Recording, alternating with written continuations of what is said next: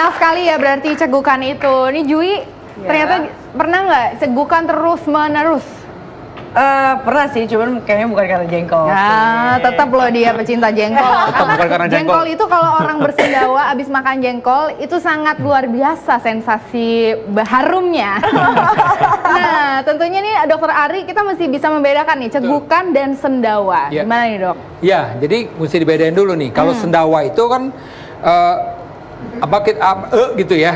Nah, kalau sendawa itu cegukan gitu ya. Cegukan. Jadi beda memang. Kalau sendawa itu kita angin gitu ya, Dok, karena udara. Jadi kalau memang lambung ini kan seperti kantong. Kalau lambung ini banyak gas, kemudian kita rasanya udah begah, kan kita mau ngeluarin. Nah, sendawa. Ya, kalau cegukan tuh kayak refleks. Jadi nah ini tadi ini gambarnya ya. Jadi kalau cegukan itu tadi bisa makan terburu-buru. Dua-duanya bisa karena makan tadi. Ini kalau yang artinya yang umum terjadi di masyarakat. Dok, ini kan rongga perut ya. Biar masyarakat lebih bisa melihat. Jadi biar tahu juga bahwa secara umum ya, bahwa bagian tubuh kita itu dibagi dua ya, ini atas toraks, kemudian di bagian perut. Nah, di antara bagian dada atas ini ada yang namanya diafragma, skat diafragma. Ini makanya kalau orang sakit mah, kembung begah, dia rasanya sesek karena ini memang terdorong nih, sebagian dari diafragmanya akan terdorong gitu ya. Nah, terdorong ke atas. Nah, yang disebut tadi cegukan tadi itu karena memang ada rangsangan pada diafragmanya. Akhirnya dalam waktu singkat itu menimbulkan tekanan pada pita suara kan.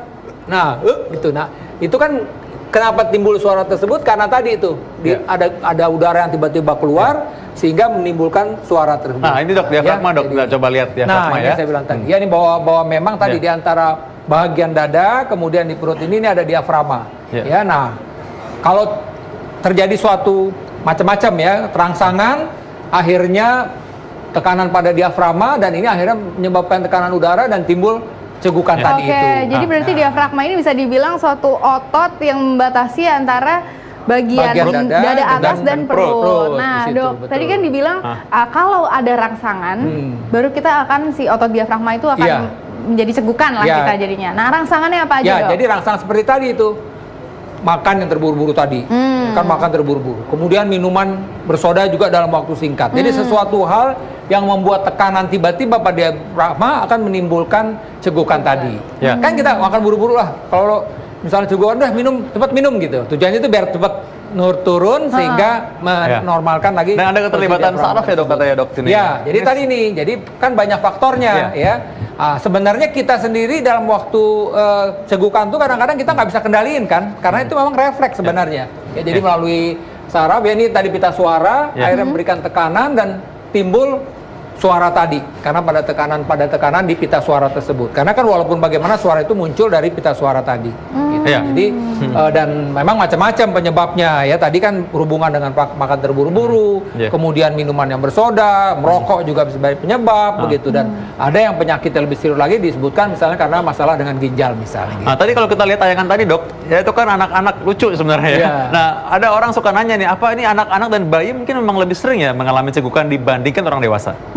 Ya, jadi itu tadi ya tergantung dari makanya kan kalau apa namanya setelah itu habis susu segala macam di dulu biar keluar sendawa gitu. Karena tadi itu kalau memang ada masa-masa tertentu kalau tidak di manage dengan baik ya bisa menimbulkan cegukan tadi. Mungkin juga berhubungan sama tadi Dok ya, orang kalau masih kecil mungkin refleksnya dia latihan untuk menelan makanan atau makan menelan nggak terburu-buru. Ya itu bisa lebih, mungkin dia belum diajarin ya jadi. Makanya mungkin kesannya lebih sering kesannya. Betul. Jadi memang yang penting tadi ya tadi prinsipnya adalah kita memang mengunyah mesti benar-benar.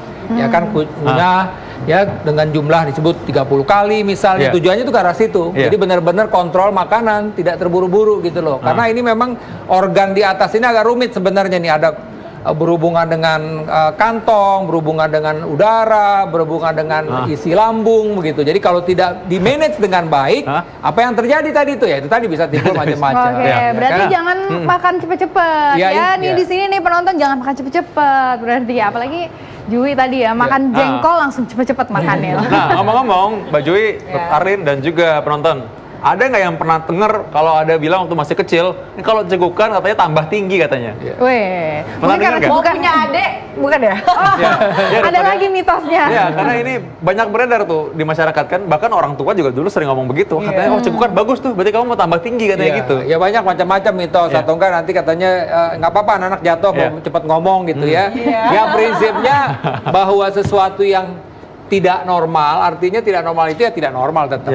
Ya cuman kan tadi masalahnya ini sekali-sekali atau sering. Kalau sering ini serius.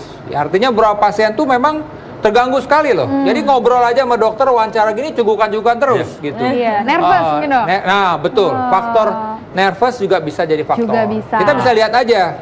Saya suka tanya sama istrinya, kalau tidur bagaimana? Kalau tidur ngorok dok. Nah, belum tentu ini. Berarti ini mungkin stres nih dia cegukannya. Mungkin ngelihat istrinya ngomel melulu bisa aja. Waduh. Nah, itu hati-hati makanya nih. Jadi ada faktor psikis juga dok. Ada faktor psikis juga, betul. Habisnya kata istrinya iya, soalnya kalau tidur ngorok dia nggak cegukan, hilang cegukannya itu tadi. Tapi kalau bagaimana kalau tidur? Cegukan juga dok. Nah, ini berarti memang ada penyakit nih yang mendasari dia kenapa dia cegukan. Ini yang kita harus waspadai ya. Jadi tadi itu mitos ya, kalau misalkan orang cegukan lantas dibilang ini karena tambah tinggi, itu mitos. Ya. Betul. Nah, tadi kita cegukan karena ada yang mengingat kita katanya. Ada yang kangen kali maksudnya. Mungkin seperti tadi ya, Juwita tadi bilang, oh ada mantanku tadi juga. Karena ngomong mantan jadi. Enggak gini loh, gini. Jadi kan aku kecegukan ya di dalam mobil, dalam perjalanan. Terus tiba-tiba mantanku tuh ngebahas mantannya gitu, jadi kayak sayang jangan marah ya, aku abis jalan sama dia. Aku nengok cuman, tapi aku lanjut cekukannya. Kok kamu, dia nanya, kok kamu masih cekukan sih? Ya emang lah, aku cekukan, emang kenapa? Biasanya kalau dikagetin itu berhenti. Berarti itu mitos ya, berarti itu mitos tidak terbukti. Nah, bisa juga karena artinya memang mungkin lagi kekenyangan, ngedenger kata-kata mantan dari si mantan, jadi akhirnya cegukan bisa. Jadi memang ada hubungan.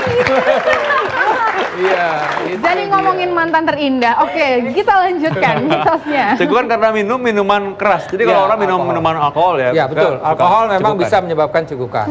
Ya bisa sendawa, bisa cegukan, itu sering terjadi ya. Jadi kan kita bisa lihat lah orang mabuk kan gayanya seperti gitu ya. Artinya dia nah itu dia.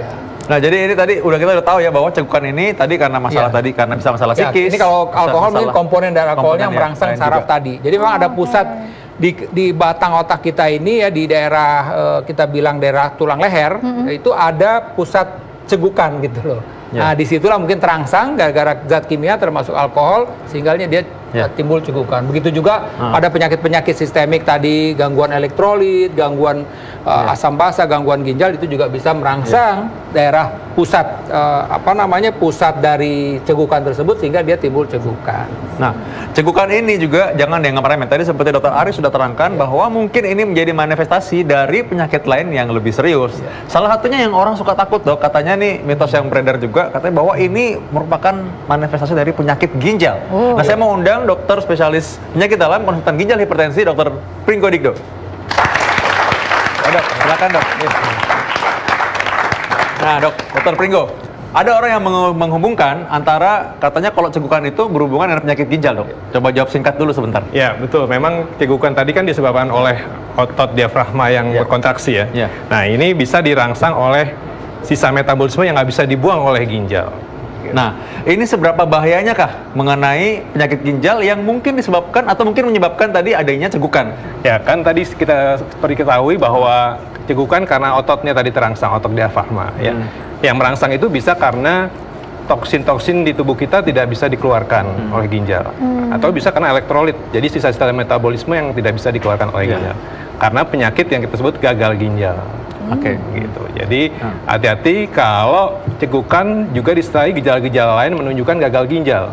Oh gitu. Ya, misalnya ada bengkak, ya, ada sesak. Nah, hati-hati bahwa ini bisa merupakan gejala dari gagal ginjal. Nah, Dr. Pringgo bisa ikut saya ke layar sebentar. Kita mau menunjukkan gambar sebagian ya mengenai tadi hubungan sama cegukan dengan mungkin ada gangguan pada ginjal ya. Nah, contoh ini tadi saya mau ulang lagi nih karena beberapa orang mungkin masih nggak tahu letak diafragmanya di mana, dok. Coba semua pegang perutnya di sini. Nah, coba rasa ya. Tarik napas panjang. Nah, yang itu yang rasa turun ke bawah itu, diafragmanya turun ke bawah karena dia memberikan ruang bagi paru-paru supaya udara bisa masuk. Nah, coba sekarang buang napas. Nah, itu dia naik ke atas tuh nanti. Jadi seperti ini, ya. Ketika kita tarik napas, coba tarik napas, pegang, tarik napas. Ketika tarik napas, rongga dada tuh memberikan ruangan buat udara supaya bisa masuk ke paru-paru. Kita hembuskan nafas, coba. Nah, hembuskan nafas, nanti dia naik lagi ke atas. Ini diafragma yang hitam ini, naik ke atas. Ya, jadi udah tahu sekarang diafragma itu adalah lapisan tadi di sini, ya. Nah dokter, kalau misalkan tadi bisa lanjut lagi tadi mengenai hal yang tadi, apa yang membedakan ini cegukan yang biasa dengan cegukan yang mungkin berhubungan dengan penyakit ginjal supaya masyarakat nggak terlalu takut juga, Dok? Ya. Jadi kalau karena gagal ginjal, kita harus perhatikan bahwa biasanya ini berkepanjangan, ya, lama sekali gitu ya. Biasanya kan normal 2 jam bisa berhenti di tadi disuruh minum banyak atau tarik napas gitu dia bisa hilang. Nah, tapi ini kalau tidak hilang juga harus hati-hati. Yang kedua juga harus diperhatikan adanya gejala-gejala lain dari gagal ginjal. Misalnya ada bengkak gitu ya, ada sesak, atau ada gangguan tidur gitu misalnya. Itu harus hati-hati. Jadi intinya kalau sampai mengganggu ke aktivitas sehari-hari harus segera mencari pertolongan ya. Itu tadi misalkan ganggu tidur tadi itu ya. Nah, ini gagal ginjal ini tadi harus diperiksa. Ada pemeriksaan darah yang harus diperiksa, jadi tidak bisa cuma hanya cuma cegukan aja sebenarnya kan, jadi supaya nggak terlalu takut. Kalau gagal move on, tadi mungkin cegukan kayak Judita tadi barusan. Nggak ingat mantan lagi jadinya. Nah, sekarang kalau misalkan kita bilang nih, sekarang saya mau lihat mengenai mitos dan fakta mengenai cegukan tadi. Nah, sebelum itu Dr. Ari, Dr. Ari mungkin bisa juga menyambung mengenai cegukan yang mengganggu tidur, misalnya pada orang yang punya reflux kalau di gastro ya. Jadi memang salah satu penyebab dari cegukan itu bisa karena GERD tadi, gastro sebagai reflux disease ya. Jadi adanya isi lambung yang naik ke atas. Tadi bisa aja dia merangsang otot dari diafragma sehingga timbul cegukan. Tapi memang itu tidak menjadi gejala yang khas untuk GERD. Kalau GERD itu tetap panas darah seperti terbakar, mulut pahit, itu yang memang menjadi khas untuk gejala GERD. Tapi memang betul bahwa GERD bisa menjadi cegukan bisa bahagian dari GERD tadi. Oke. Nah, Dokter Ari, ada atau tidak nih cara supaya kita bisa mengatasi cegukan? Kan tadi ada yang bilang tarik nafas, terus tadi kata mantan nih dikagetin gitu. Ada lagi yang bilang makan gula 1 sendok diemut gitu. Nah, apakah betul, Dok? Gimana, Dok? Ya, pertama memang tergantung apa penyebabnya dulu tadi. Ya, kita mesti tahu dulu. Oke lah, kalau tadi jelas bahwa tadi makan terburu-buru, ya udah minum aja, atasi minum, ya kan? Oke. Kalau tidak bagaimana? Karena kadang-kadang cegukan itu kan refleks ya, jadi kita agak susah. Ya kita tarik napas dalam, nah tarik pelan-pelan. Jadi artinya sebenarnya membuat diafragma ini kembali normal lagi kan tadi disebutin tadi itu kan kita. Coba semuanya jadi tarik pelan-pelan, tarik napas dalam. Tarik napas dalam. Nah, hembuskan pelan-pelan. Biasanya lebih nyaman. Atau kita kalau pakai diangkat sedikit tuh kaki tuh, jinjit sedikit. Jinjit sedikit bisa. Ya, Dok, tapi sekali lagi, kalau ini tadi faktor-faktor tadi. Tapi kalau tadi dasarnya itu karena masalah ginjal, ya problem ginjalnya harus diatasi. Jadi memang yang penting buat masyarakat harus ketahui, cegukan itu sebenarnya simple. Artinya gejala bisa aja karena mungkin tadi cuman masalah karena makan terburu-buru. Tapi kalau ini terjadi terus-menerus, bahkan sampai mengganggu tidur, ya sepanjang hari lah.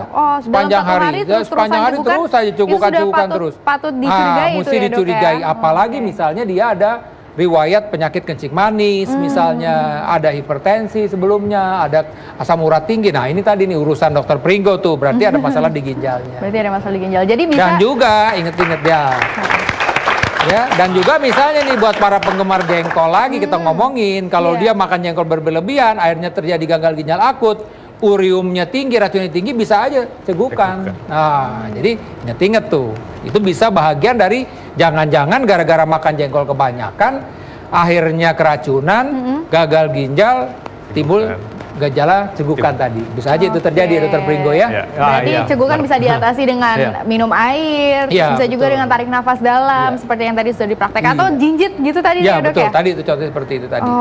Tapi sekali lagi, itu upaya yang bisa dikerjakan. Lebih dari itu harus berobat ke dokter, gitu. Ya kan, kalau memang tidak ada perubahan, artinya dengan upaya-upaya tadi tidak berhasil, ya segera berobat ke dokter.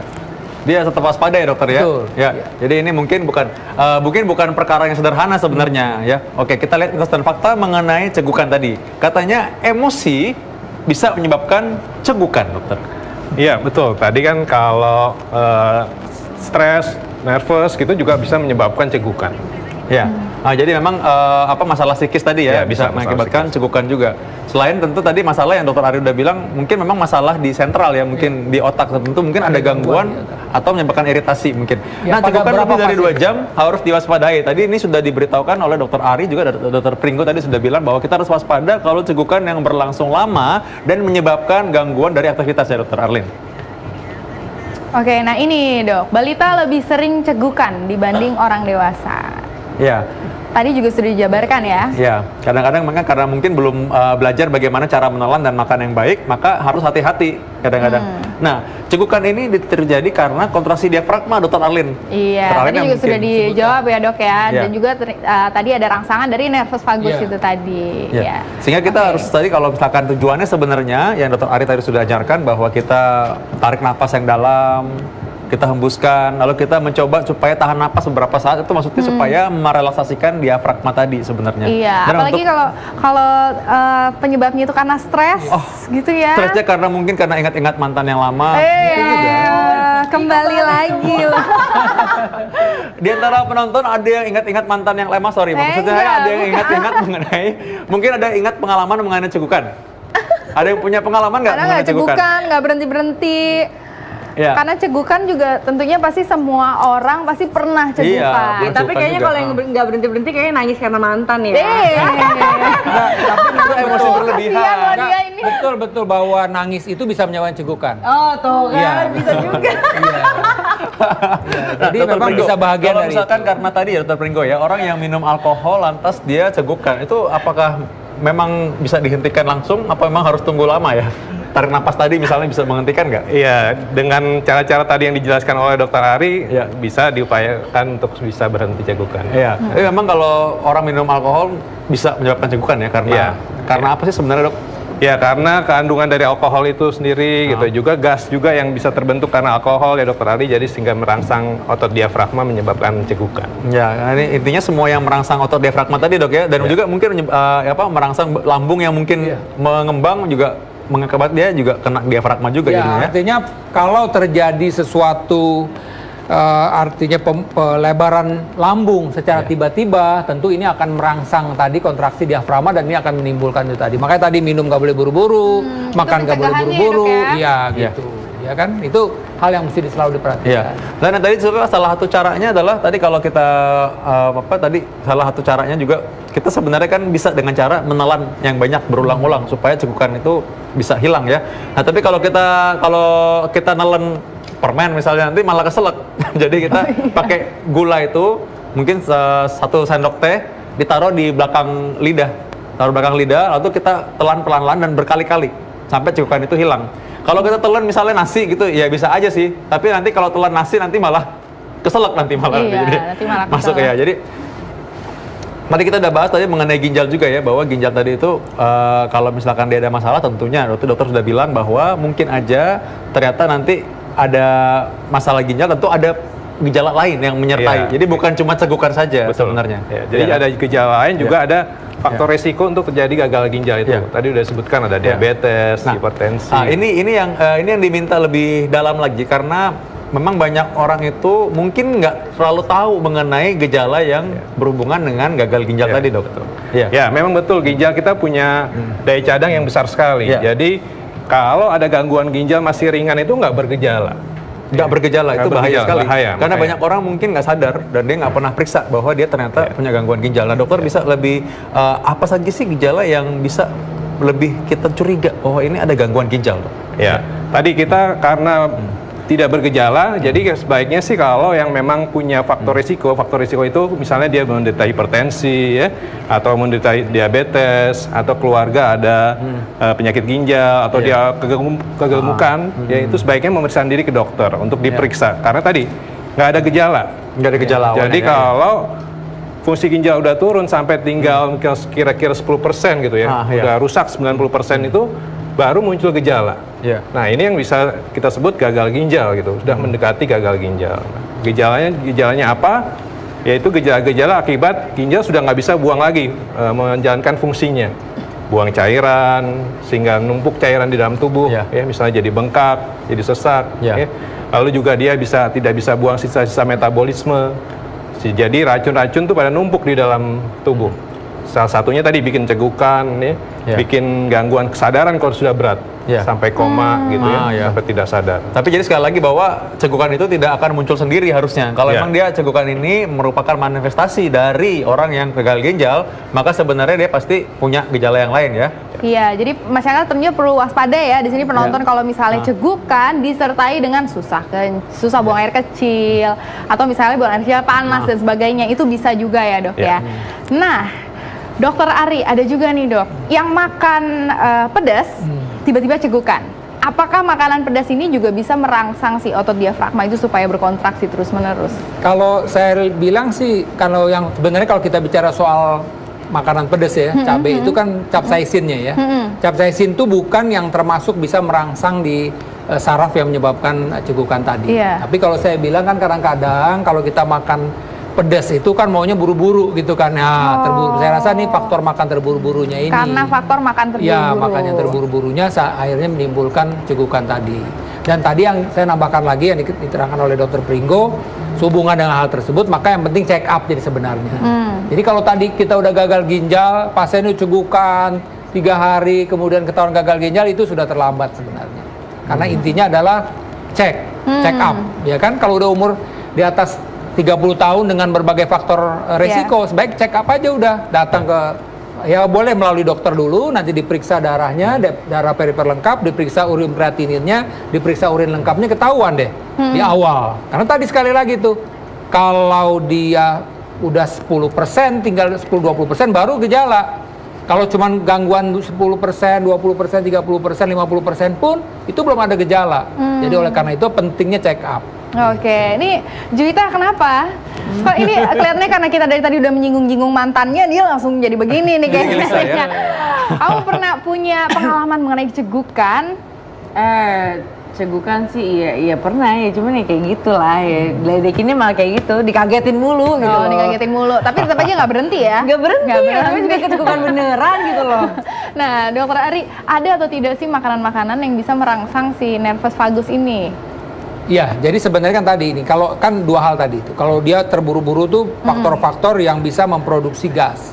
Berlebih-lebihan. Jadi apa sih pilihan artinya makanan-makanan yang bisa merangsang untuk timbulnya gas seperti kol, ya kan, sawi, soda-soda, ya kan. Kemudian tadi ada alkohol, ya itu hal-hal yang mesti diperhatikan. Lemak terlalu tinggi juga kadang-kadang juga bisa menimbulkan keadaan tersebut. Jadi artinya adalah ya tadi ya bawa makanan-makanan. Jadi kalau tadi kan udah jelas tadi alkohol tadi mungkin zat komponen dari alkohol tersebut selain dia membuat lambung kita ini menjadi penuh, tapi juga bisa merangsang di pusat cegukan tadi itu sehingga timbul cegukan. Oke, berarti Dokter Ari ada tips tambahan nggak dok supaya kita bisa mencegah timbulnya cegukan atau bahkan bisa mengatasi? Ya, intinya adalah kalau ini bicara soal makan, ya tetap anjuran makan sehat itu adalah makan jangan terburu-buru, ya kan, makan jangan terburu-buru.